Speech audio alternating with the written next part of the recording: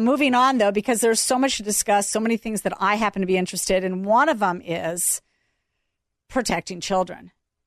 And probably the biggest issue that we're facing right now, one that just defies all common sense, is this idea that we are going to destroy healthy body parts, especially for minor children. And I don't even agree with adults. You can't do it. It's not possible. But to destroy healthy body parts of children, it's nefarious. It's really the work of evil. It makes no sense at all. And I am so honored and really, I think my audience is blessed that we're going to now hear from Chloe Cole.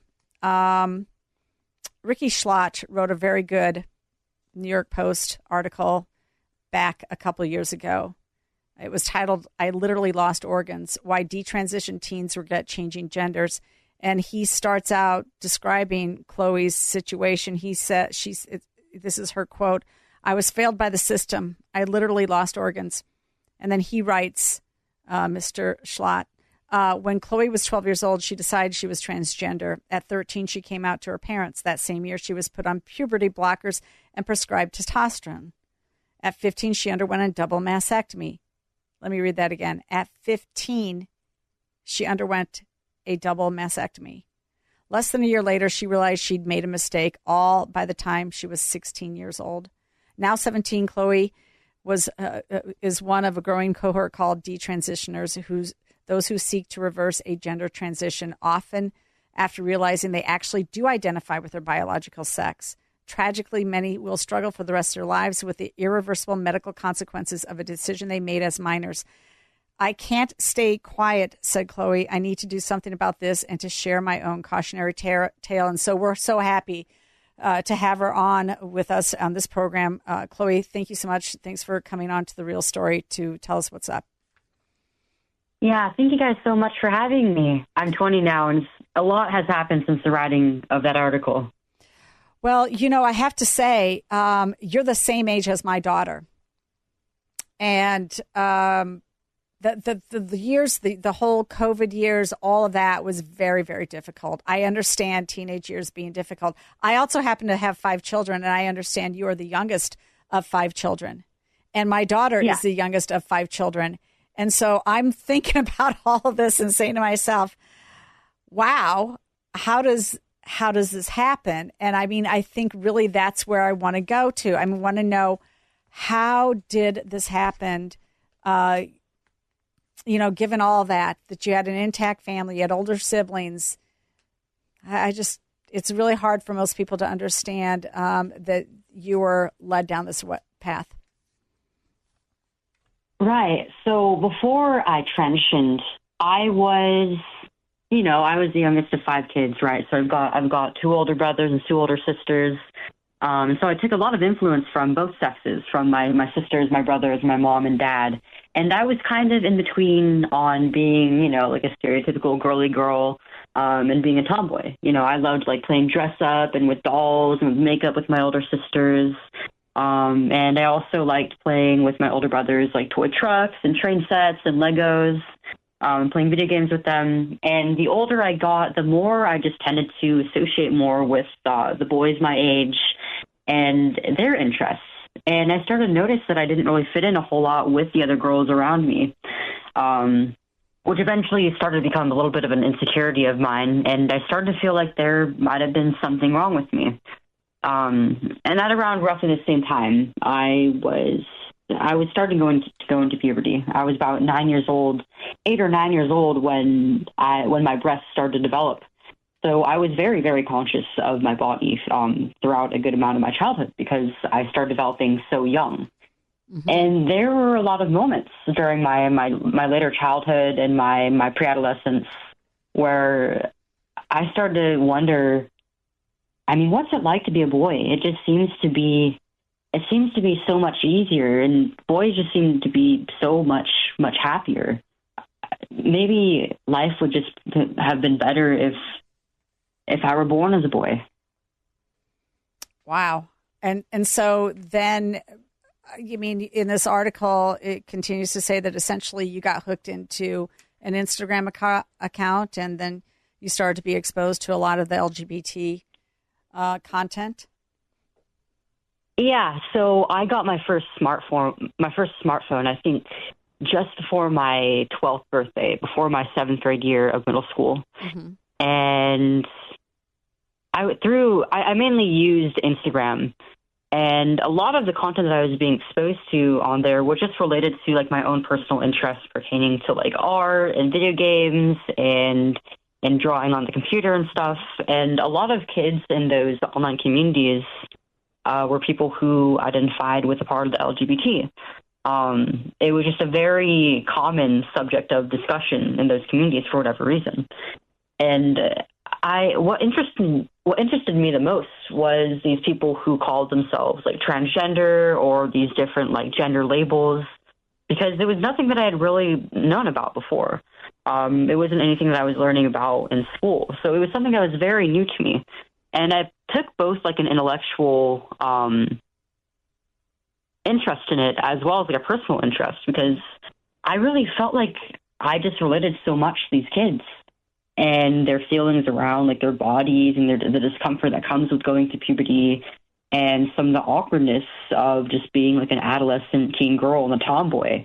And I started to feel more and more that, well, maybe the reason why I relate so much is because I'm one of them, and I really was a boy all along. Wow. So, so you're having these thoughts, and eventually you say something. Did you say something first to your parents, or did you say something first to somebody else? So first I had told, I think, an older sister of mine and some friends at school as well as friends online. And I got kind of a mixed response. My sister was fairly supportive, and so were my online friends. But a lot of my friends at school actually were pushing back quite a bit, and they just kind of took it as an opportunity to tease me, which kind of is expected, considering like we were all like 12, 13, 14 years old, and nobody at that age is nice. Nobody in middle school is very nice generally. But I really wanted to tell my mom and dad because I felt like it was something that they just deserved to know, and I didn't want them to see me as their daughter anymore. And when I told them about it, they're very shocked.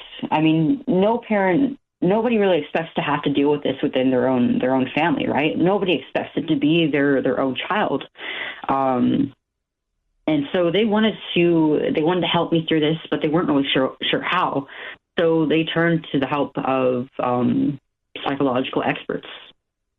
And so from there, you go for group counseling, you go for individual counseling, you do both. And was it the standard? What many of us have read about is, would you rather have a live son than a dead daughter? Was that kind of the type of positioning that they were put in?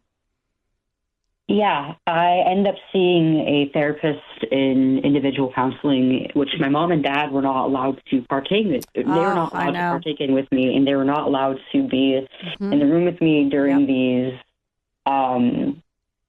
therapy sessions. So they didn't really know what I was actually saying to the psychologist or what was going on with me, and they weren't really being followed up with afterward either. So they got frustrated with this, and they saw that I also was getting frustrated with therapy because I didn't really feel like it was helping me very much. And they were asking pretty reasonable questions of these doctors. My mom and dad were asking, like, okay, so why does she want to do this right now? What's the rush? And why do we have to? What are the risks if we end up going through the medical parts of this? Like, what if she ends up regretting this later, and what could the risks be? What do we do then? And the psychologist told them, like, there is no other choice for your daughter, basically, because she started talking about like the high suicide rates in the transgender community, which these doctors and people within and transgender activists often often paint as an issue of medicalization rather than the pre-existing mental health comorbidities.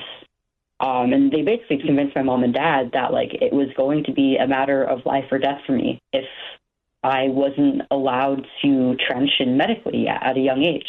They said they didn't use this exact phrase, but they gave them the same ultimatum of having basically a suicidal and potentially dead daughter or a living transgender son.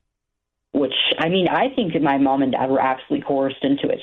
I don't blame them for signing off on anything, because these doctors throughout multiple parts of the process really backed them into a corner with the myth of suicide, which is the death of a child is always the greatest fear of anything. And then the pressure of youth.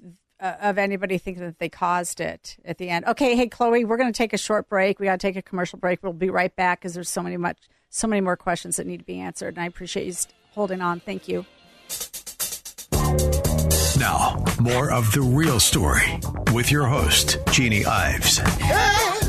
All right, welcome back. It is The Real Story with Jeannie Ives, and on the phone with me is Chloe Cole, and she's been telling us her heartbreaking story about going through full medical transition, female to male, and then now detransitioning from that. And we were at the point in the story, and Chloe, I just got to tell you, I mean, so the psychologists were the instigators of probably most of the fraud here, but the medical doctors went along with it.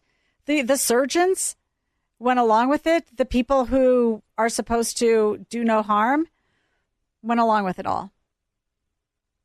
Right. I didn't really have a doctor who didn't at least affirm this identity that I had, this idea that I had, that I was made wrong and that I had to change fundamental parts of myself and change parts of my body in order to pursue my true identity that I thought was that of a young man. Wow. I mean, I'm so thankful that you're speaking out so that this doesn't happen anymore.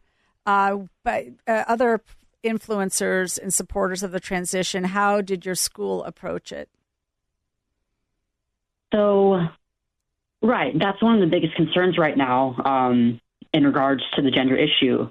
But I would say that even though I had gone to a public school and, like I'm in the middle of California, right, you would expect it to be pretty crazy where I went to.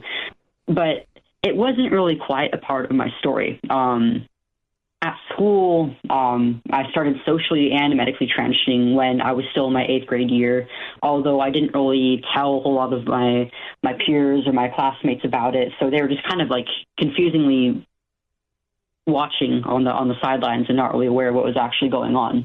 And my teachers and school staff were also watching this happen, but none of them really pressed me on what exactly was happening. And so going into my high school years, my freshman year, I had already been on hormones for long enough, and the drugs are powerful enough that I had already pretty much looked like any other teenage boy. And I had a deeper voice actually than even like a lot of my male peers for years. So I passed pretty much perfectly as the opposite sex. I had my name and sex marker changed in the school files. So throughout most of my school years transitioning, nobody actually knew that I was transgender or that I was even actually just a biological female. So when you showed up in high school, you just presented as a biological male, you presented as a male, and nobody said anything and nobody looked into it. So did you use the male locker rooms, the male restrooms, everything?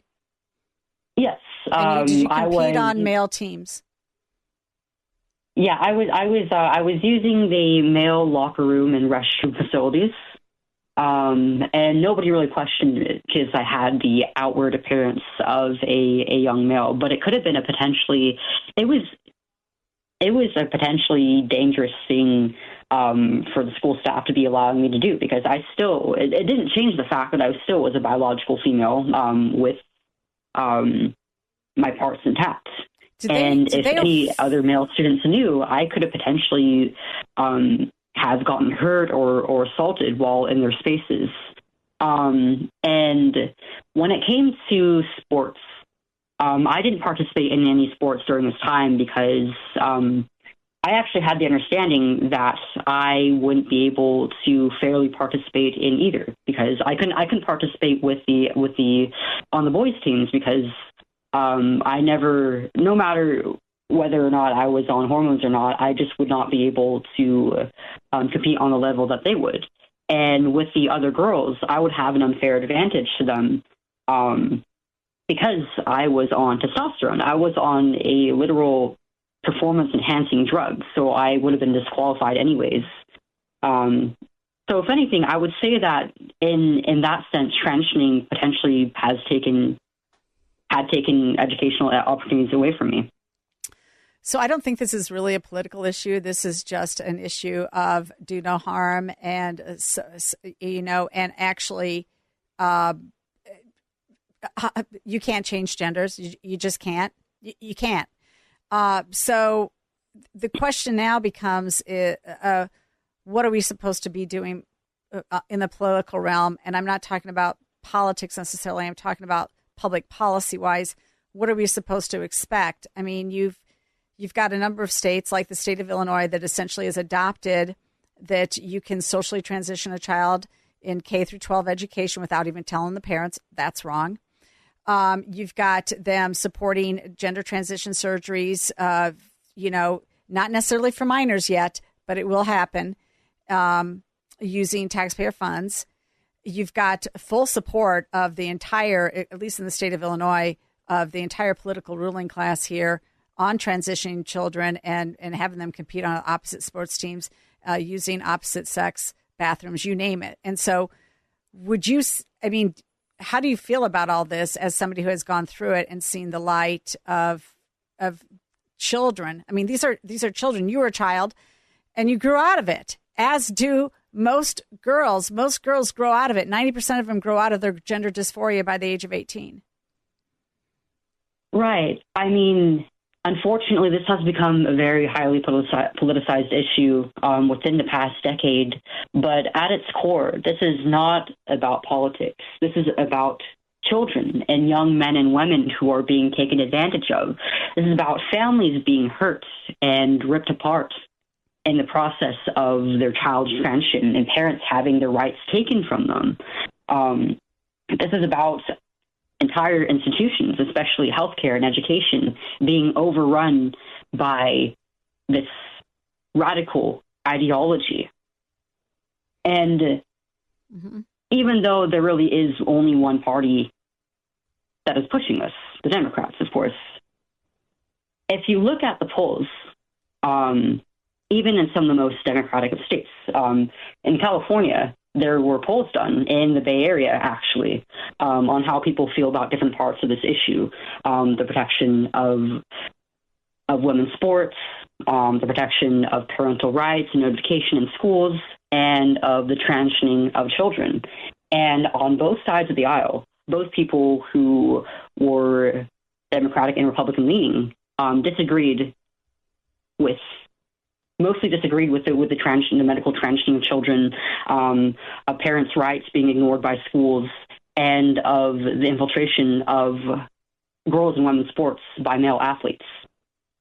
And there even are states like New Hampshire that are more Democratic leaning that have passed laws against the use of hormones and other medical interventions in treating gender dysphoria for children. I think that this is a common sense issue that, regardless of one's political leanings, one can easily see just how wrong it is to harm a child who is experiencing oftentimes normal distress around growing up. Yeah, absolutely. Hey, listen, Chloe, we've only got a few seconds left. I want to thank you so much for spending some time with us tonight and opening up to our audience about what's going on.